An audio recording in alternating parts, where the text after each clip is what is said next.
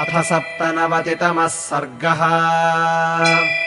हन्यमाने बले तूर्णमन्योन्यम् ते महामृधे सरसीव महाघर्मे सूपक्षीणे बभूवतुः स्वबलस्य तु घातेन विरूपाक्षवधेन च बभूवद्विगुणम् क्रुद्धो रावणो राक्षसाधिपः प्रक्षीणम् स्वबलम् दृष्ट्वा वध्यमानम् वलीमुखैः बभूवास्य व्यथा युद्धे दृष्ट्वा दैव विपर्ययम् उवाच च समीपस्थम् महोदरमनन्तरम् अस्मिन् काले महाबाहो जयाशा त्वयि मे स्थिता जहि शत्रुचमूम् वीरदर्शयाद्य पराक्रमम् भर्तृपिण्डस्य कालोऽयम् निर्वेष्टुम् साधु युध्यता एवमुक्तस्तथेत्युक्त्वा राक्षसेन्द्रो महोदरः प्रविवेशारिसेनाम् स पतङ्ग इव पावकम् ततः स कदनम् चक्रे वानराणाम् महाबलः भर्तृवाक्येन तेजस्वी स्वेन वीर्येण चोदितः वानराश्च महासत्त्वाः प्रगृह्य विपुलाः शिलाः प्रविश्यारिबलम् भीमम् जघ्नुस्ते सर्वराक्षसान्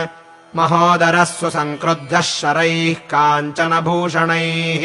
चिच्छेदपाणिपादोरुवानराणाम् महाहवे ततस्ते वानराः सर्वे राक्षसैरर्दिता भृशम् दिशो दशद्रुताः केचित् सुग्रीवमाश्रिताः प्रभग्नम् समरे दृष्ट्वा वानराणाम् महाबलम् अभिदुद्राव सुग्रीवो महोदरमनन्तरम्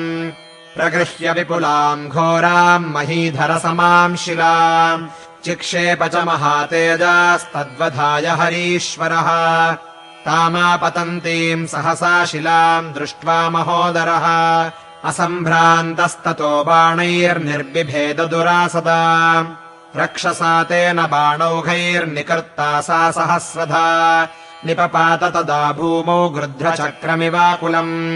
ताम् तु भिन्नाम् शिलाम् दृष्ट्वा सुग्रीवः क्रोधमूर्च्छितः सालमुत्पाट्य चिक्षेप तम् स चिच्छेदनैकधा शरैश्च विददारैनम् शूरः परबलार्दनः सददर्श ततः क्रुद्धः परिघम् पतितम् भुवि आविध्यतु सतम् दीप्तम् परिघम् तस्य दर्शयन् परिघेणोऽग्रवेगेन जघानास्य हयोत्तमान् तस्माद्धतः याद्वीरः सोऽवप्लुत्य महारथात् गदाम् जग्राह सङ्क्रुद्धो राक्षसोऽथ महोदरः गदापरिघहस्तौ तौ युधिवीरौ समीयतुः नर्दन्तौ गोवृषप्रख्यौ घनाविव सविद्युतौ ततः क्रुद्धो गदाम् तस्मै चिक्षेपरजनीचरः ज्वलन्तीम् भास्कराभासाम् सुग्रीवाय महोदरः गदाम् ताम् सुमहाघोरामापतन्तीम् महाबलः सुग्रीवो रोषताम् राक्षः समुद्यम्य महाहवे आजघान गदाम् तस्य परिघेण हरीश्वरः पपाततरसा भिन्नः परिघस्तस्य भूतले ततो जग्राह तेजस्वी सुग्रीवो वसुधातलात् आयसम् मुसलम् घोरम् सर्वतो हेमभूषितम्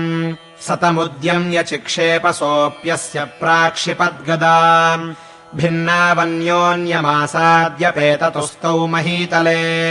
ततो भिन्नप्रहरणौ मुष्टिभ्याम् तौ समीयतुः तेजोबलसमाविष्टौ दीप्ता विवहुताशनौ जघ्नतुस्तौ तदान्योन्यम् नदन्तौ च पुनः पुनः तलैश्चान्योन्यमासाद्यपेततुश्च महीतले उत्पेततुस्तदातूर्णम् जघ्नतुश्च परस्परम् भुजैश्चिक्षिपतुर्वीरावन्योन्यमपराजितौ जग्मतुस्तौ श्रमम् वीरौ बाहुयुद्धे परम् तपौ आजहार तदा खड्गमदूरपरिवर्तिनम् राक्षसश्चर्मणा सार्धम् महावेगो महोदरः तथैव च महाखड्गम् चर्मणा पतितम् सः जग्राह वानरः श्रेष्ठः सुग्रीवो वेगवत्तरः ततो रोषपरीताङ्गौ नदन्तावभ्यधावताम् उद्यतासीरणे हृष्टौ युधिशस्त्रविशारदौ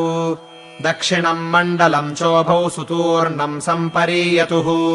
अन्योन्यमभिसङ्क्रुद्धौ जये प्रणिहिता बुभौ स तु शूरो महावेगो वीर्यश्लाघी महोदरः महावर्मणि तम् खड्गम् पातयामास दुर्मतिः लग्नमुत्कर्षतः खड्गम् खड्गेण कपिकुञ्जरः जहारसशिरस्त्राणम् कुण्डलोपगतम् शिरः निकृत्तशिरसस्तस्य पतितस्य महीतले तद्बलम् राक्षसेन्द्रस्य दृष्ट्वा तत्र न दृश्यते हत्वा तम् वानरैः सार्धम् ननादमुदितो हरिः शुक्रोध च दशग्रीवो बभौ हृष्टश्च राघवः विषण्णवदनाः सर्वे राक्षसादीनचेतसः विद्रवन्त्य ततः सर्वे भयवित्रस्तचेतसः महोदरम् तम् विनिपात्य भूमौ महागिरेः कीर्णमिवैकदेशम् सूर्यात्मजस्तत्र रराजलक्ष्म्या सूर्यस्वतेजोभिरिवाप्रधृष्यः अथ विजयमवाप्य वानरेन्द्रः समरमुखे सुरसिद्धयक्षसङ्घैः अवनितलगतैश्च भूतसङ्घैर्हर्षसमाकुलितैर्निरीक्ष्यमाणः इत्यार्षे श्रीमद् रामायणे वाल्मीकीये आदिकाव्ये युद्धकाण्डे 97तमः सर्गः।